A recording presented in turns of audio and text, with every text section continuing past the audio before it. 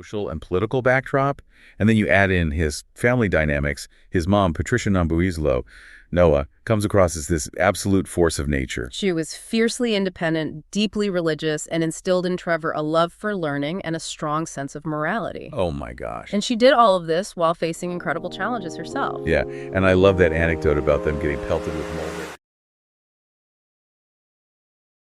Welcome to Witter. Who Has Time to Read? The podcast that brings deep dives for busy minds. Listen to AI hosts Jane and Dane and get ready to unpack the world's most captivating books in just a fraction of the time. Whether commuting, working out, or just squeezing in a quick break, we deliver key insights, thought-provoking themes, and takeaways you can carry into your day. Don't forget to like, subscribe, and leave a comment. Plus, use our links in the description to purchase this book. Your support helps us bring more engaging book discussions to you. Listen and follow us wherever you get your podcasts. Who has time to read? You do, with Witter. Welcome back, Witter listeners. We're doing a deep dive into Born a Crime, Stories from a South African Childhood. By Trevor Noah. Yeah, the one and only Trevor Noah. And hey, Happy birthday. happy birthday. Speaking of Trevor Noah, Born a Crime, and born on this very day, February 20th. Talk about making an entrance. Definitely a memorable birthday, and it's amazing to think about his journey, from apartheid South Africa to the world stage, Wow. from those early days to, his recent departure from The Daily Show and now launching his own podcast, What Now? Oh, it's such perfect timing too, right? Yeah. Because, it's Black History Month. We're celebrating Black voices all month long. Oh, yeah, And better. who better to kick things off with than Trevor Noah? So we've got his memoir, some really insightful interviews, articles galore, how we roll here at Witter, deep dives for busy minds. So let's get right into it. Absolutely. I think what's really fascinating about Born a Crime is how it lays the groundwork for understanding Trevor Noah's comedic brilliance. Those early experiences in apartheid South Africa, the absurd laws, the social dynamics, the constant code switching, it all shaped his unique worldview and his ability to find humor in the most unexpected places. Yeah, okay. So let's paint a picture for our listeners. Imagine South Africa during apartheid, a system built on this completely bonkers idea of racial classification. It's crazy. And I'm not just talking about black and white. We're talking these intricate, nonsensical categories. It was a system designed to divide and control, and I think one of the most glaring examples of that is the way they classified people of Chinese descent. Oh, really? They were deemed black simply for the sake of convenience. It's mind-boggling, and to really grasp the absurdity of it all, like Noah recounts this pencil test that was used to determine race. So if pencil fell out of your hair, you were white. If it stayed put, you were colored. The sheer arbitrariness of it all is striking. Imagine your entire identity, your opportunities, your place in society, all determined by whether a pencil slips out of your hair. Oh my gosh. It really highlights the length to which the apartheid regime went to enforce these divisions. And right in the middle of all of this is Trevor. A mixed-race child born to a black ex-Xhosa mother and a white Swiss-German father being born was literally a crime for him. Yeah, it was illegal for them to be together, let alone have a child. And this kind of sets the stage for Trevor's life, constantly navigating a world where his very existence challenged the rules. And he talks about this chameleon survival tactic, and he learned to navigate these different social worlds, changing his language and behavior, blending in to avoid conflict. And we're talking about code switching between Zulu, Xhosa, Tswana, Afrikaans. All before he even hit puberty. Oh my God, I know. It's amazing how those experiences shaped his comedic style. He wasn't just switching languages. He was absorbing, and learning to mimic these different cultural nuances, and that ability to find humor in those differences, to connect with people from all walks of life, is like a hallmark of his comedy. Right. He even managed to talk his way out of a potentially dangerous situation with a group of guys by switching to Zulu. Yeah, that's some serious street smarts. It really is. It's a powerful example of how language can not only shape identity, but also de-escalate conflict.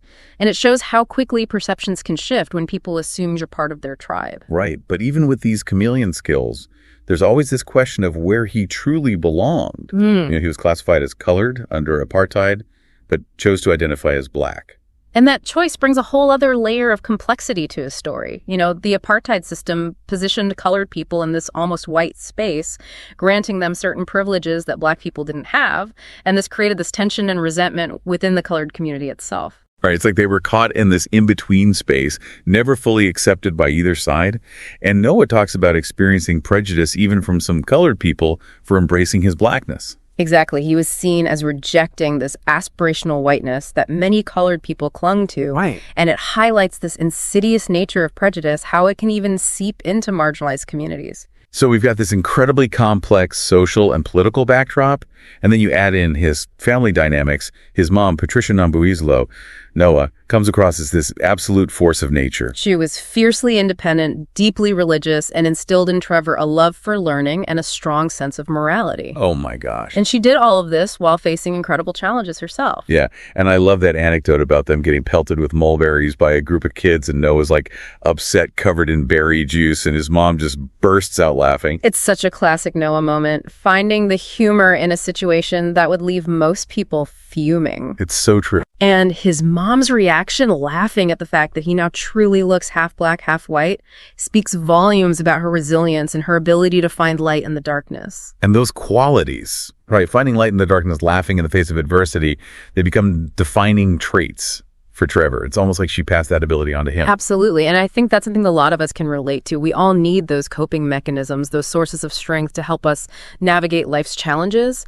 And sometimes laughter is the best medicine. Yeah. And it's not just, about finding humor in these difficult situations. It's also about using humor to challenge the status quo, to make people think about these complex issues in a new light. Which is exactly what he does throughout Born a Crime and what he continued to do on The Daily Show, right? He tackles these weighty topics, racisms, inequality, social injustice, but he does it with this wit and intelligence that makes you laugh while also making you think, wait a minute, why is this even a thing? He has this incredible ability to make people laugh at the absurdity of it all.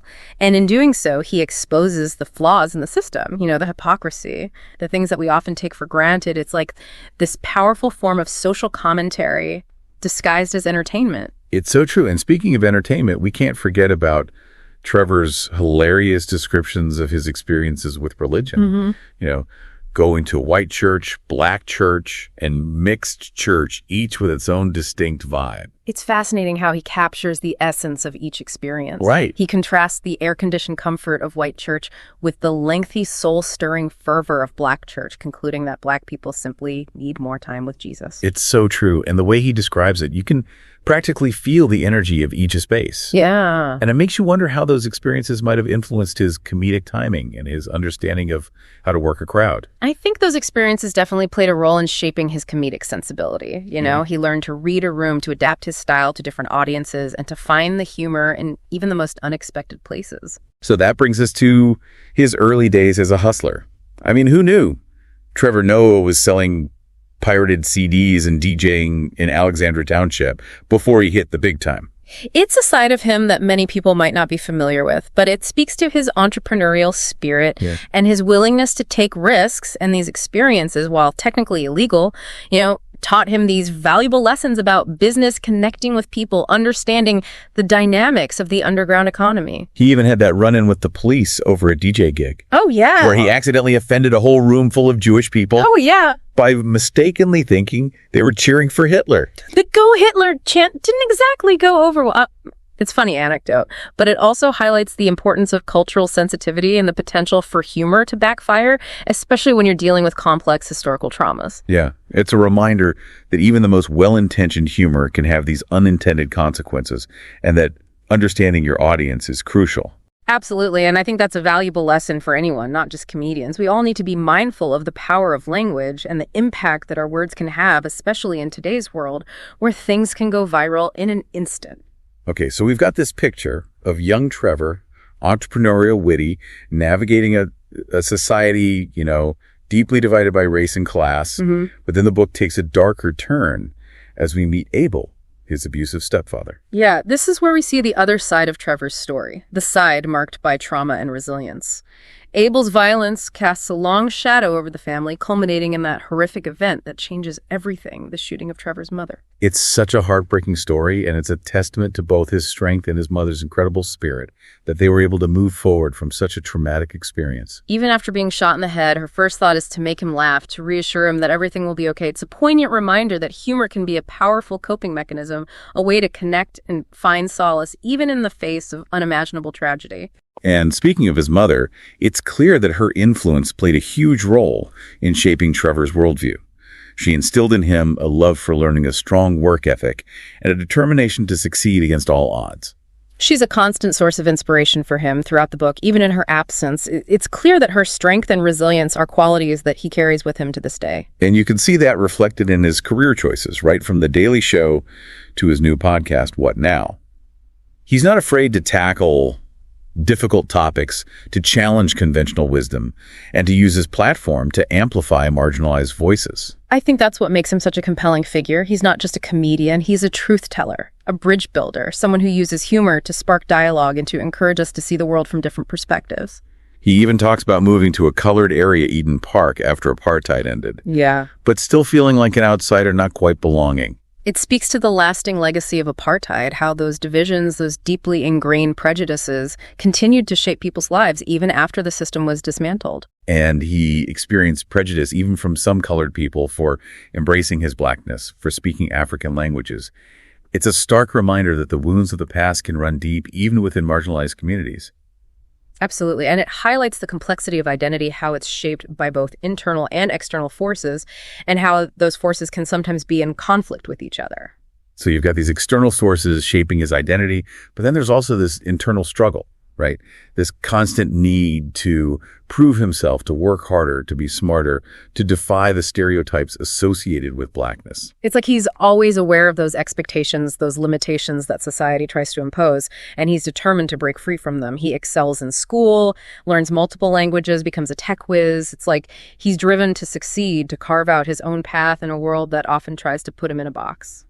And that drive translates into his career as well. He's not content with just being a comedian. He's a writer, a producer, a social commentator. He's constantly pushing himself, exploring new avenues, using his platform to amplify important voices and to shed light on issues that matter. And that's what's so exciting about seeing him launch What Now? It's a platform where he has even more freedom to explore those different facets of himself, to delve into a wider range of topics, and to really showcase the full range of his talent. It makes you wonder what he'll tackle next. What stories he'll tell, what boundaries he'll push. It's like he's constantly evolving, and that's what keeps his work so fresh and engaging. I think that's the beauty of Trevor Noah's journey. He's not afraid to take risks, to experiment, to use his voice to challenge the status quo, and I have a feeling we're just scratching the surface of what he's capable of. Yeah, and you know, all of this success, this drive to achieve, makes those early struggles, those moments of doubt and uncertainty, all the more powerful. Definitely. And he talks about constantly feeling like an outsider, even within his own family. Especially when it came to his relationship with his father, Robert. That was complicated, to say the least. Under apartheid, it was illegal for them to even be seen together in public, which obviously had a huge impact on their bond. It's heartbreaking to think about a father and son being forced to hide their relationship, you know, to meet in secret just to spend time together. And even after apartheid ended, you know, their relationship remained strained, especially once his mother married Abel. It's a testament to Trevor's resilience and his capacity for forgiveness that he was able to reconnect with his father later in life. You know, even after years of estrangement, he even traveled to Switzerland to meet his father's family and learn more about his heritage. That must have been an incredibly emotional experience, you know, to finally meet the other half of his family, to piece together those missing pieces of his identity. And it speaks to that universal desire to understand where we come from, you know, to connect with our roots, even if it's complicated or painful. Absolutely. And I think that's something that many of our listeners can relate to, that yearning to learn more about our family history, to uncover those hidden stories that shaped who we are today. So we've covered a lot of ground in this deep dive: apartheid family dynamics, hustling, navigating complex social structures, finding your voice, and ultimately using that voice to make a difference in the world. It's quite a journey. It really is. And I think Born a Crime is more than just a memoir. It's a social commentary, a love letter to his mother, a hilarious and heartbreaking exploration of identity and belonging. It's a reminder that even in the face of adversity, the human spirit can triumph. And for me, it's inspiring to see how Trevor has taken those experiences and turned them into fuel for his creative fire, from his early days in stand-up to his time on The Daily Show, and now with his new podcast, What Now? He's constantly pushing boundaries, challenging conventions, and using his platform to spark these important conversations. It's a reminder that our stories have power, that laughter can be a powerful tool for healing and social change, and that we all have a voice that deserves to be heard. So, Witter listeners, as we wrap up our deep dive into Born a Crime, We want to leave you with this. How has reading about Trevor Noah's experiences changed the way you think about race culture or the role of humor in navigating tough times? And if you're looking for more of Trevor's brilliant insights and hilarious take on the world, be sure to check out his new podcast, What Now? It's a must-listen for anyone who appreciates sharp wit, thoughtful commentary, and a fresh perspective on current events. And until next time, Witter listeners, keep those pages turning, even if it's on your phone.